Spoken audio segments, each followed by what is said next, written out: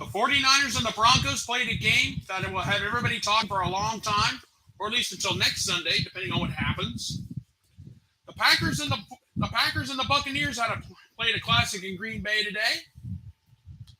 The Colts stunned the Chiefs in about the strangest way possible, and the Miami Dolphins and the Buffalo Bills had a game that will have everybody talking at least until next week. And we had a slew of great games in college football, including one huge upset that I'm going to talk about. The AP Top 25 poll has been shaken up because of it. And the NASCAR Cup Series was at the Texas Motor Speedway tonight. And we had a great race there despite the long delay and a bunch of cautions. But it was a great race no matter what people say. I will have all of that more tonight. And we will start the show right after this.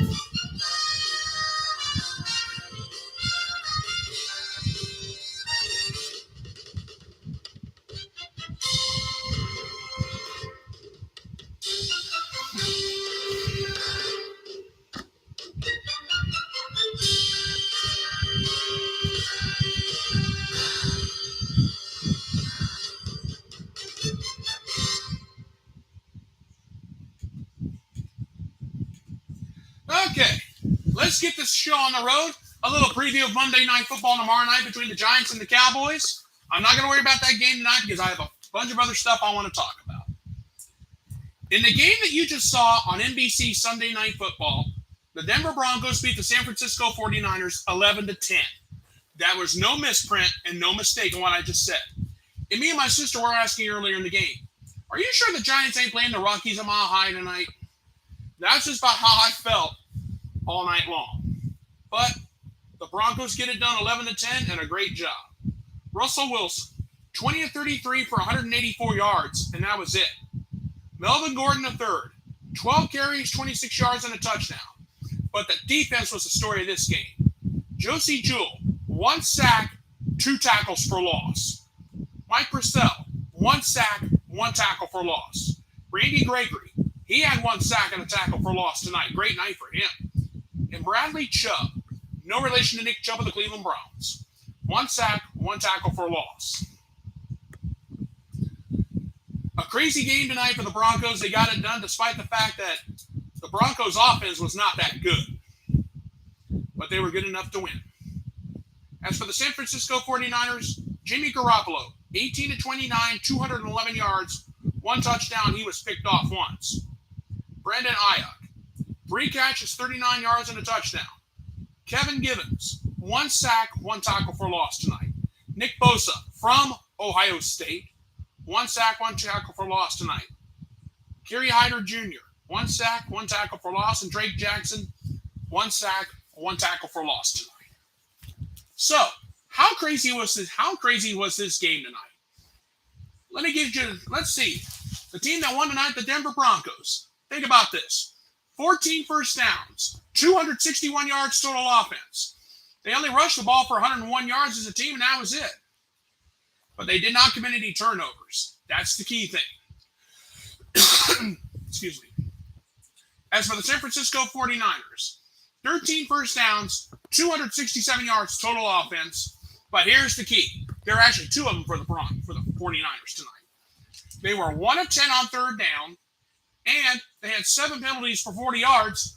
And on top of that, they turned the ball over 3 times. That is what cost the 49ers tonight. 3 costly turnovers, although the Broncos' offense was only good enough to win. That's all they cared about. They got the win. I was thinking Russell Wilson versus Jimmy Garoppolo. I was thinking home run derby all night. Apparently, the offenses for both teams did not get that memo. But the Broncos get a crazy, strange 11-10 win tonight on NBC NFL Sunday Night Football. Russell Wilson said after the game, "A win's a win. We'll take it."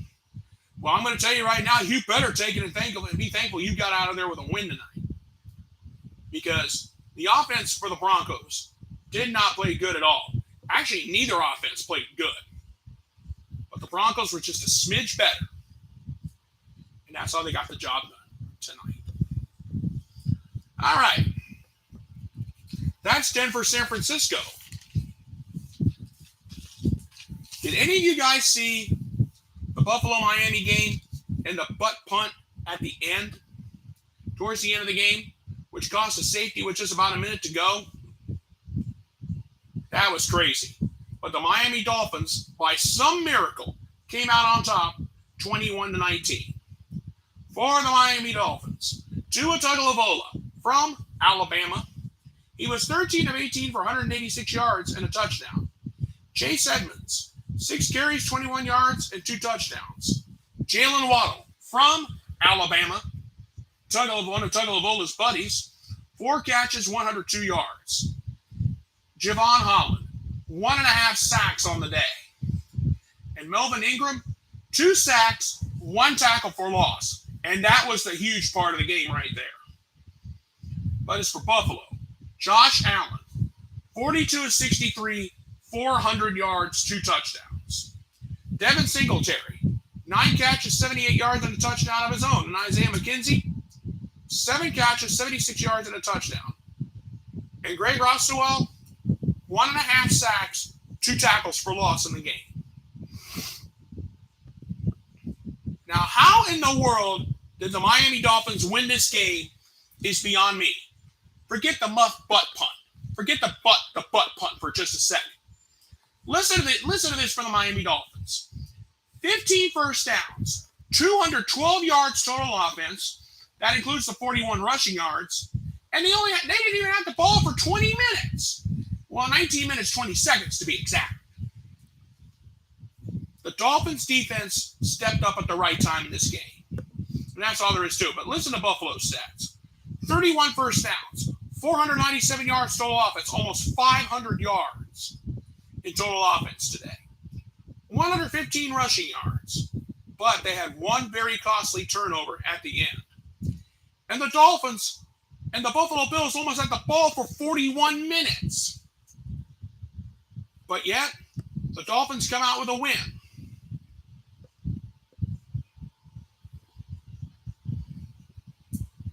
The Miami Dolphins defense win this game today, guys. That's all there is to it. Javon Holland, 1.5 sacks. Melvin Ingram, 2 sacks today.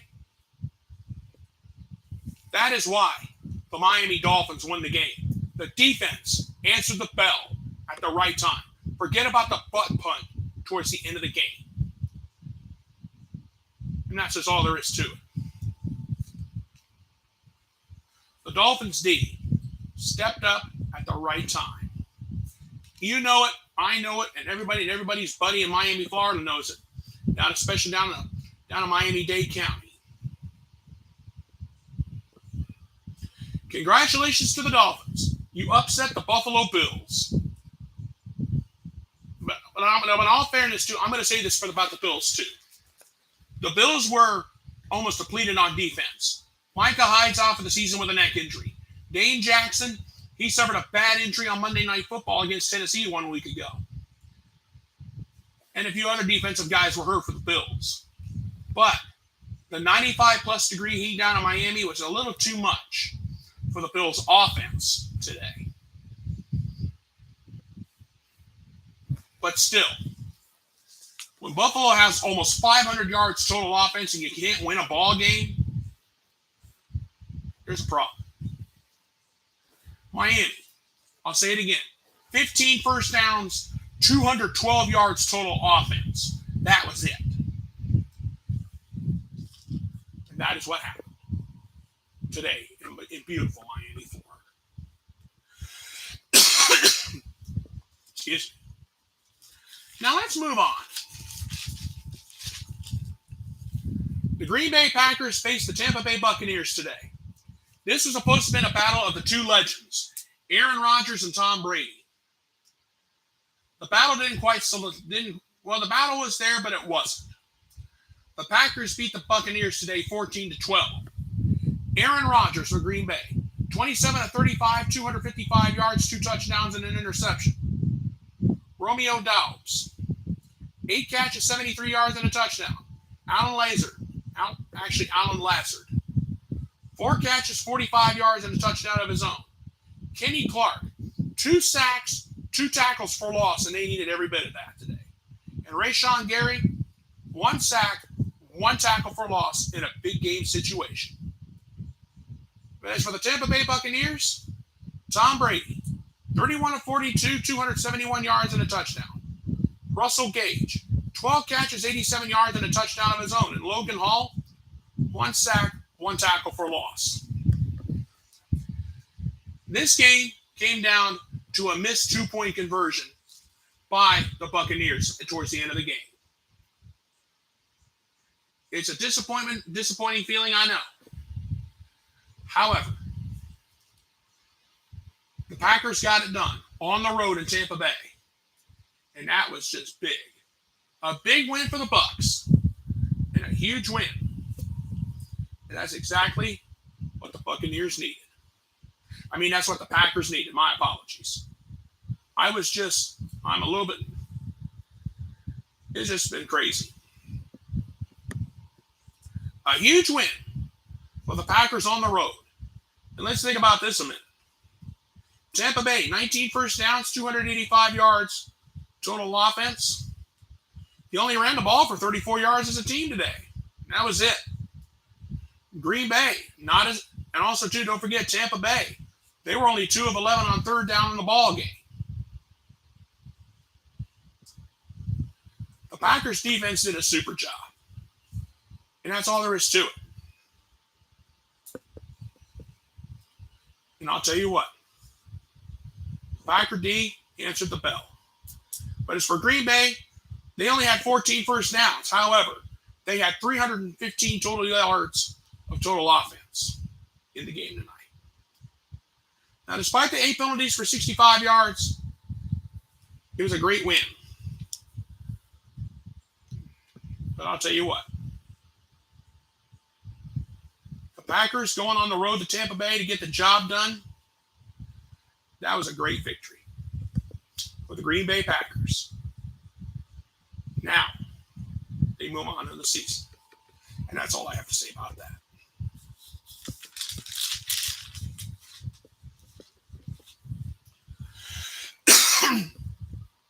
Now, let's talk about the Indianapolis Colts versus the Kansas City Chiefs.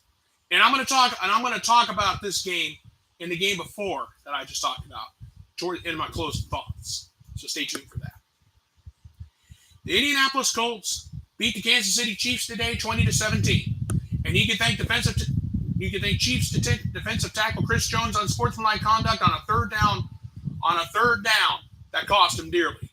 According to the officials, there was abusive language being used, which told me he dropped the F-bomb or something that I hope his mommy wasn't watching the game. But anyway, the Colts got it done. Matt Ryan, 27 of 37, 222 yards, 2 touchdowns on the day. Jelani Woods, two catches, only 13 yards, but he had the 2 touchdowns that ultimately gave the Colts the win. Yannick Ngakoue. If I mispronounce your name, I do apologize. 1 sack, 1 tackle for loss in the game. And Jonathan Taylor of the Colts, he had 91 yards of offense by himself. 71 rushing, 20 receiving. I wanted to give him a little bit of love on this day today. As for the Kansas City Chiefs, Patrick Mahomes, 20 of 35, 262 yards, a touchdown, and 1 interception. Travis Kelce, 4 catches, 58 yards, and a touchdown of his own. And Nick Bolton, 2 sacks, 1 tackle for loss. And Frank Clark, 1 sack and 1 tackle for loss on the day. But it wasn't defensive tackle Chris Jones that cost the Chiefs the game. Kansas City kicker Matt Amendola missed a PAT at the end of the first half, and he missed a 34-yard field goal before the crucial drive that gave the Colts the win. Remember the unsportsmanlike conduct call? The Kansas City place kicker missed a field goal. That's just right before the start of that crucial drive. And let's think about this for a minute. The Chiefs had 2 turnovers today. And the Colts won despite only having 259 yards of total offense and only 19 first downs. The Kansas City Chiefs, on the other hand, they were only 3 of 10 on third down for the game. That was it. Patrick Mahomes is not going to be in a good mood. But the Indianapolis Colts, they get their first win of the season. It only took them up to week 3 to do it. But the Colts got it done. Could this be the year that the Colts win the AFC South? Not if the Jacksonville Jaguars have anything to say about it. They're 2-1 in this early season. Have the Colts recovered from their early season woes? We'll have to wait and see on that. And that's the bottom line. The Chiefs suffering a setback today against the Colts. We'll wait and see what happens next week. All right. Let's move on to college football. Some great matchups this past Saturday that had everybody talking.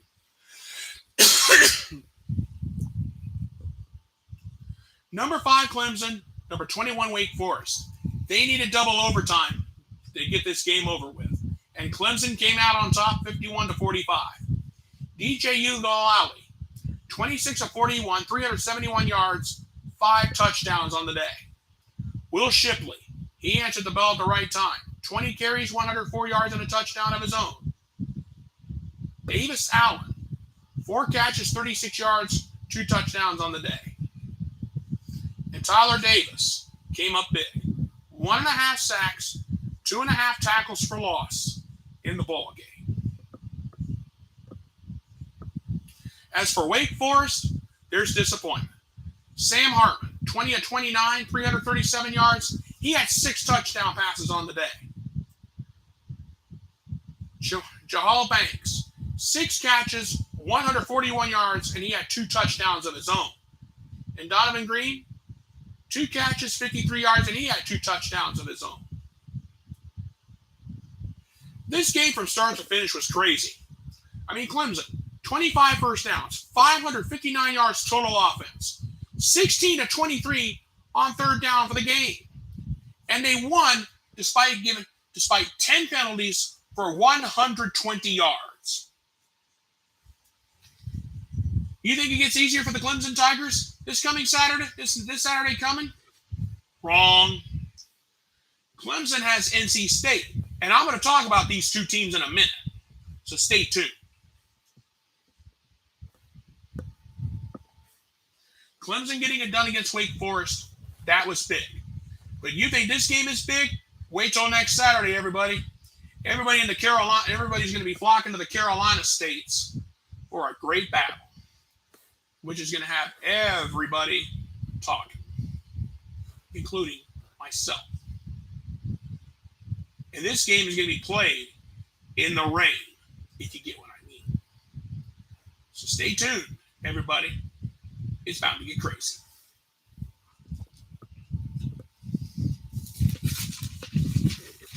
Now, that wasn't the only ranked versus ranked matchup on Saturday. Number 20, Florida, faced number 11, Tennessee, in Knoxville. The Tennessee Volunteers got the job done 38-33. Hendon Hooker, 22 of 28. He played super.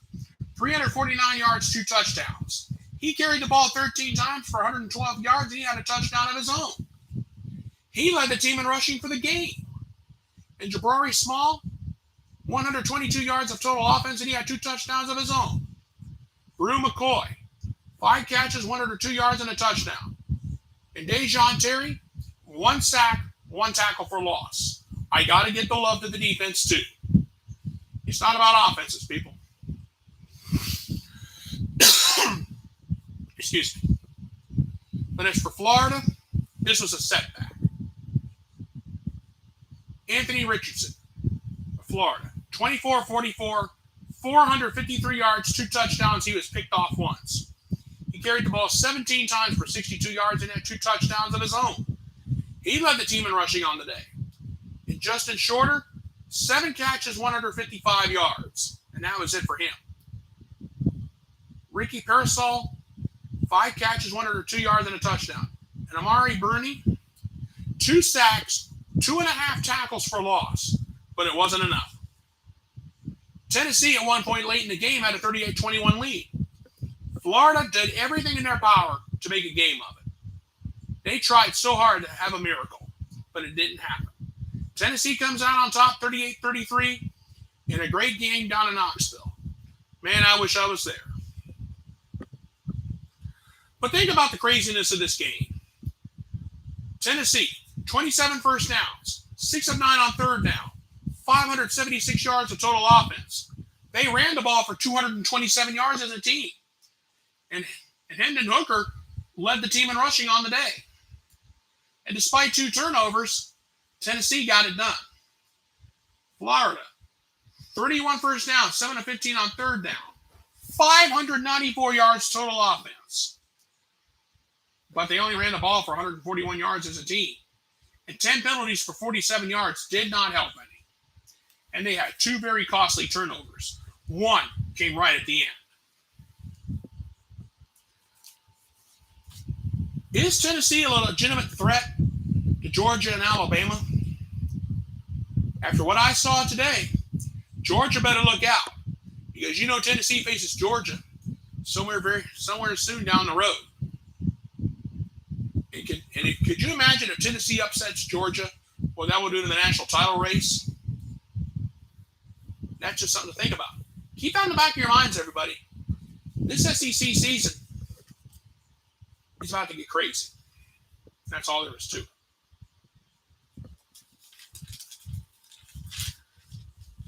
Now, let's move on. We had an upset in Lubbock on Saturday.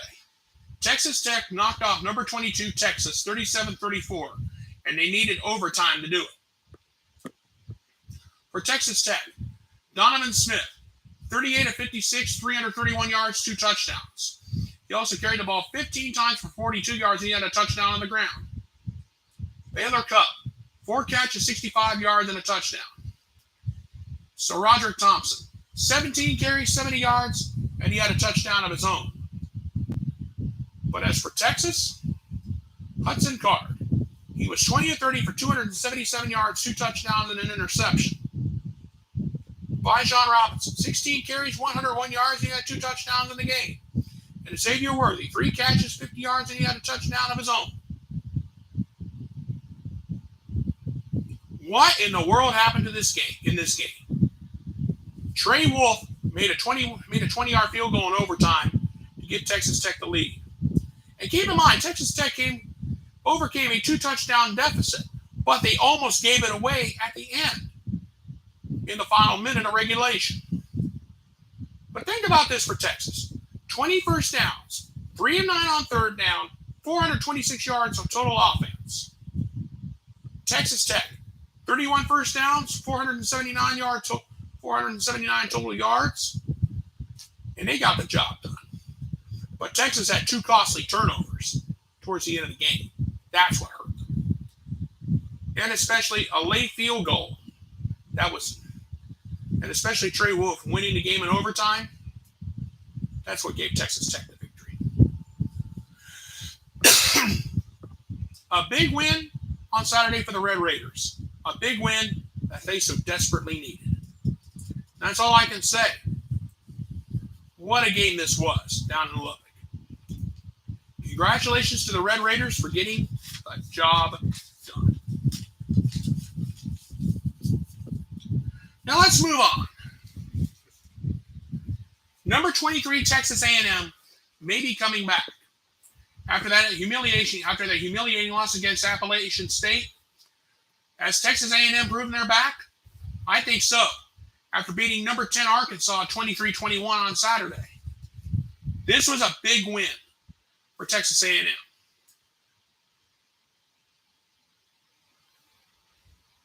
As for A&M, what a win it was. Max Johnson, 11-21 for 151 yards, and he had a touchdown. But this game belonged to Devin A-Chain. 19 carries, 159 yards, and a touchdown. Evan Stewart, give him some love. 3 catches, 36 yards, and he had a touchdown of his own. Chris Russell Jr., this guy was super. 1 sack, 2 tackles for loss in the game. And Shamar Stewart, 1 sack, 1 tackle for loss in the ball game. But as for Arkansas, KJ Jefferson, and I got something I want to say to him here in a minute.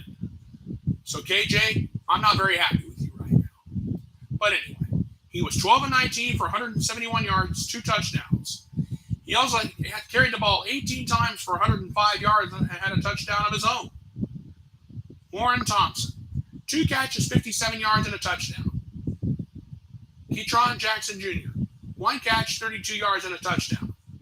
Landon Jackson, 1 sack, 1 tackle for loss in the ball game. And Eric Gregory, he had 1 sack, 2 tackles for loss in the game. What in the world happened? Well, let's see. Cam Little missed a 42-yard field goal at the end of the game, and Deani Richardson took an 82-yard wild fumble recovery back for a scoop and score for a touchdown. And this is where I want to talk about that for just a second. KJ Jefferson tried to be Superman towards the end of in the middle of the ball game. He tried to jump up and put it in the end zone. But the problem is he was holding onto the ball like a loaf of bread. And the ball hit one of the AMN Aggie players right in the helmet. Somebody else scooped it out of the air. But then all of a sudden, that A&M player got smart. It handed off to Deani Richardson, and Richardson took it back 82 yards the other way. At this point, the Aggies were this close to being down 21-7. But then Jefferson trying to be Superman, it didn't work. That's what happened. My hats go off to the Aggies for getting a big win in Dallas in the Southwest Classic. That was a big win. The A&M defense stepped up, but KJ Jefferson looked really stupid trying to be Superman. That is what happened in this ball game on Saturday.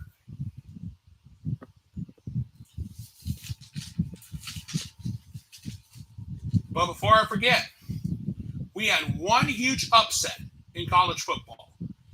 Kansas State upset number 6 Oklahoma 41-34. When you hear what happened in this game, you're thinking, what the heck is going on here? Adrian Martinez for K-State, 21-34, 234 yards, and a touchdown. He led the team in rushing, 21 carries, 148 yards, and he ran for 4 scores by himself. No joke. Deuce Vaughn, 25 carries, 116 yards. He was a big contributor in that game. And Malik Knowles, 4 catches, 52 yards, and a touchdown of his own. As for the Oklahoma Sooners, Dylan Gabriel, 26-39, 330 yards, and 4 touchdowns. Eric Gray, 16 carries, 114 yards, and that was it for him. Marvin Mims, 4 catches, 87 yards, and a touchdown of his own. And Theo Wees, 3 catches, 75 yards, and a touchdown. That was it for him.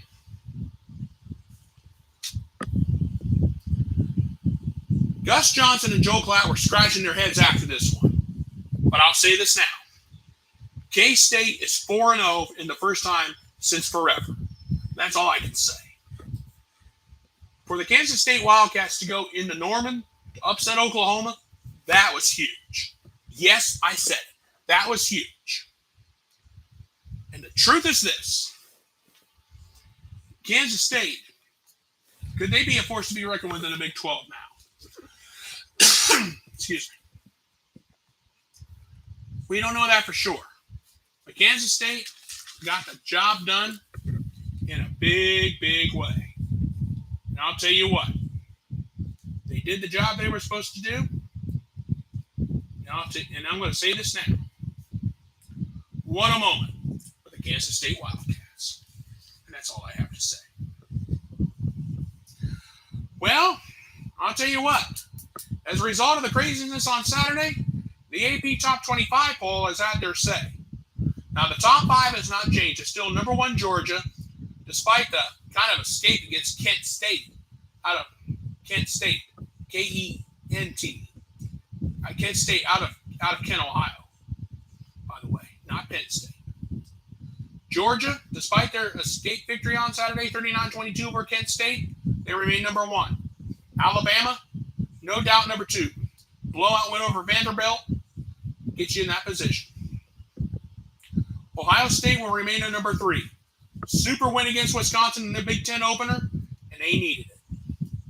Number 4, Michigan, a big win over Maryland. They stay at number 4. Clemson, you know what they did to Wake Forest. Despite the double overtime victory, they stay at 5 this week.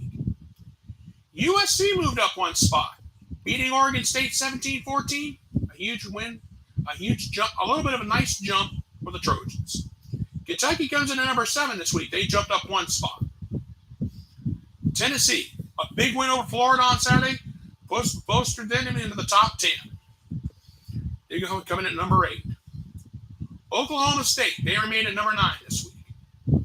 NC State, a huge win this past Saturday. Look out. A top 10 battle between Clemson and NC State Saturday. Buckle your seatbelts, fans, over in Raleigh. It's going to get crazy.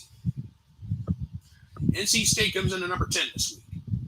Coming in at number 11, Penn State. They jumped 3 spots this week. James Franklin is trying to get his troops back together again. And he's doing a real good job of it. Utah checks in at number 12 this week. They jumped up 1 spot. Oregon, a huge win on Saturday. They jumped up 2 spots to number 13. Ole Miss, they had a nice little jump this week, up 2 spots to number 14 this week. The Washington Huskies. Could the Huskies come out of nowhere and win the Pac-12? We'll have to wait and see on that. They jumped to number 15 this week. They jumped up 3 spots. Baylor checks in at number 16 this week. They jumped up 1 spot. Texas A&M, a huge win over Arkansas, bolsters them into the top 20. They come in at number 17 this week. Oklahoma, getting humiliated by K-State at home, really hurt. They dropped 12 spots this week. They come in at number 18. The Cougars of BYU, they stay at number 19 this week. There was no change for them this week. Arkansas, losing on a 42-yard field goal at the end really hurt. They dropped 10 spots to number 20. The Minnesota Golden Gophers, welcome to the top 25. You guys coming at number 21 this week. Wake Forest, surprisingly, only dropped 1 spot. I guess the double overtime loss kind of got the attention of the voters that Wake Forest could be for real. They only dropped 1 spot to number 22 this week. Florida State, welcome to the top 25. You guys coming at number 23 this week. The Pitt Panthers, no movement for them this week. They stay at number 24. And rounding out the top 25, you guessed it, the Kansas State Wildcats. When you upset Oklahoma on the road, it gets enough to get the attention of the voters. They come in at number 25 this week. So welcome Minnesota, Florida State, and Kansas State to the top 25 this week.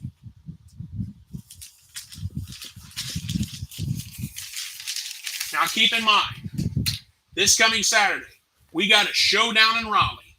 Clemson, NC State, look out. I'm not going to give you any previews of that until Friday, but I just want to warn you ahead. Excuse me. Okay. Let's talk some NASCAR for a minute. We have yet to see one chase driver, one playoff driver win a race since the start of the Cup playoffs. Tonight at Texas, Tyler Reddick came home the winner. He was eliminated last week after Bristol. So he's no longer a playoff driver. So Tyler Reddick took the win tonight. Joey Logano was second. Justin Haley, a nice third place finish. Ryan Blaney finished fourth. He's still alive for the chase, despite not winning a race at all this season. Chase Briscoe finished fifth. Eric Jones was sixth. William Byron seventh. Brad Keselowski eighth. Kyle Larson ninth. And Denny Hamlin rounded out the top 10. Some of the heavy hitters like Chase Elliott. Chase Elliott had a crash early in the race. He only finished 32nd. So he's barely hanging on for dear life. Some of the bigger names in the chase had trouble. Austin Cindric, he had trouble. And I mean, let's think about this for a minute with Chase Briscoe. At the start of the race, he was maybe a top 25 or top 30 car at best.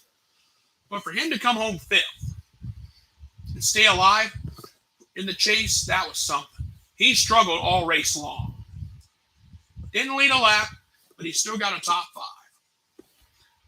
Now, what's next for the Cup cars in the chase in the playoffs? The world's fastest racetrack, simply known as Talladega. How many chase cars will be gobbled up in the big one on Sunday? We'll have to wait and see. But I'll tell you what, Talladega is going to be a great race. As it always does, it gives the fans a lot of attention. And I'm telling you this now. Be ready for a 200-mile-an-hour shootout start to finish next Sunday at Talladega. We're going to have a great race. May the best driver win. We don't know who it's going to be yet. That's just all there is to it.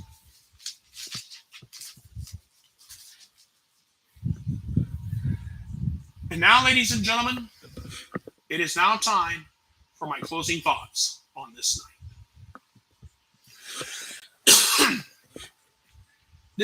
Today on this Sunday, we saw Aaron Rodgers versus Tom Brady. Next Sunday, we see Patrick Mahomes versus Tom Brady. Next Sunday night on NBC Sunday Night Football, we will see Tom Brady versus Patrick Mahomes. The old timer versus the young gun. It's very rare in the sport of football. It's very rare in a sport like in the NFL. You see the old legend versus the young gun. Both the Chiefs and the Buccaneers are coming off of losses. So, who wins next Sunday night? We don't know. But to see these two go at it, possibly for the final time, it's probably going to be going that way. We'll probably be seeing these two face off for the last time. Now, keep in mind, Kansas City and Tampa Bay are both coming off of losses. That's all there is to it. And the bottom line is this. Will we have a great game next Sunday night, or will it be the strange game that we saw tonight between San Francisco and Denver? We'll have to wait and see on that. And one last thing before I go. Congratulations to the Cleveland Guardians for winning the American League Central and coming out of nowhere to take to the division. Everybody was ready to ride off the Guardians in April. They weren't going anywhere. All of a sudden, they get red hot, and they take the American League Central. So my congratulations to the Guardians for getting the job done. You guys are going to the postseason, and we'll see you in October. Okay, folks, I'm going to go ahead and get on out of here. I want to thank you guys so much for being with me here on this night. Thank you guys so much for being with me. You guys have a great night. Thank you so much for being with me, and God bless.